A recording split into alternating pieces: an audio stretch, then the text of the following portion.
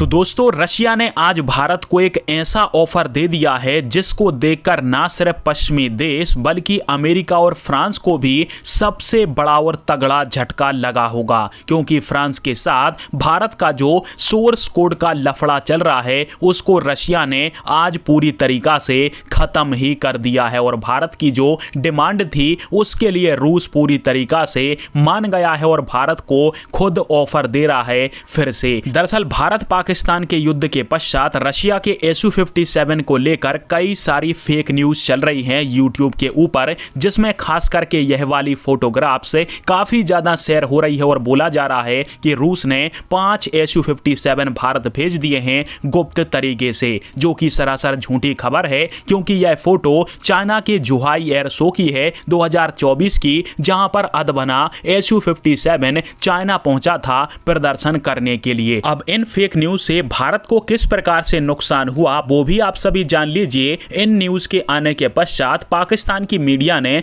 Propaganda बनाना start कर दिया कि भारत के साथ युद्ध में भारत के रफाल और सुखोई जैसे जेट फेल हो गए, जिसके कारण से अब वो डरकर रशिया से Su-57 मांग रहा है, जबकि यह बात बिल्कुल गलत है क्योंकि राफेल और सुखोई ने तो न सिर्फ पाकिस्तान की तरफ से दागी गई चाइना की PL-15 मिसाइलों को अंधा किया बल्कि पाकिस्तान के अंदर घुसकर 9 एयरबेसों पर बमबारी भी करी थी। और ये बोलते हैं कि सुखोई कमजोर है, तो सुखोई फाइटर जेट को लेकर भारत के पूर्व जो वायुसेना प्रमुख थे उन्होंने खुद बताया था कि 2020 के दौरान जब भारत और चाइना का स्टैंड ऑफ हुआ था तब भारत के सुखोई 30 MKI ने चाइना के J-20 फाइटर जेट को 100 से 150 किलोमीटर के एरिया के अंदर अपनी रडार पर पकड़ लिया था और इसके रडार सिग्नेचर वगैरह भी दिखाए थे, जिससे सुखोई की ताकत साफ पता चलती है। अब बात करते हैं ऑफिशियल और सच्ची खबर के ऊपर, तो अभी रशिया ने भारत को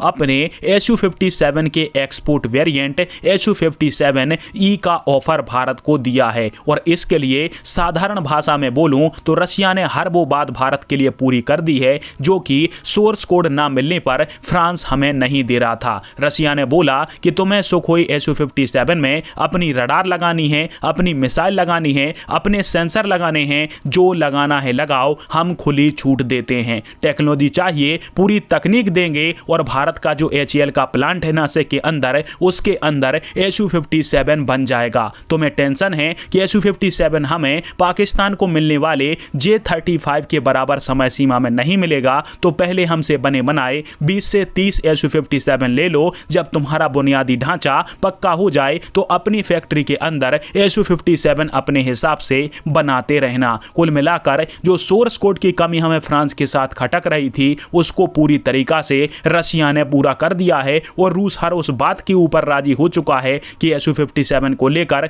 भारत जो करना चाहे अपने हिसाब से कर सकता है। बस रशिया को चाहिए कि भारत रूस के साथ Su-57 की डील कर ले और इन बातों को रूस की जो एक्सपोर्ट कंपनी है रोस्टेक, उसकी तरफ से भारत से कहा गया है और एक बात फिर से रशिया के Su-57E का ऑफर भारत को दिया है। अब इतने सब डिस्कशन के पश्चात क्या रशिया के इस ऑफर को भारतीय वायुसेना एक्सेप्ट करेगी, तो इसका विचार खुद भारतीय वायुसेना को करना चाहिए, क्योंकि पाकिस्तान के पास आज नहीं तो कल 2 सालों के अंदर 5वीं पीढ़ी का फाइटर जेट आएगा और मैं भी, भारतीय वायुसेना भी और देश का हर एक नागरिक भी भारत के स्वदेशी फाइटर जेट AMCA को ही भारतीय वायुसेना के लिए पहले देना चाहता है। परंतु यह हमारी मजबूरी है। AMCA 2030 से 35 तक तो भारतीय वायुसेना को नहीं मिलेगा और तब तक हमें अपने दुश्मनों का मुकाबला करने के लिए कोई ना कोई 5वीं पीढ़ी का जेट चाहिए और इसका फैसला वायुसेना का है। वो जिस जेट को चाहिएगी वो खरीदेगी, चाहे उसको F-35 अच्छा लगता है तो वो ले लेगी या फिर Su-57 लेगी। आपका क्या कहना है नीचे कमेंट करके बताएं।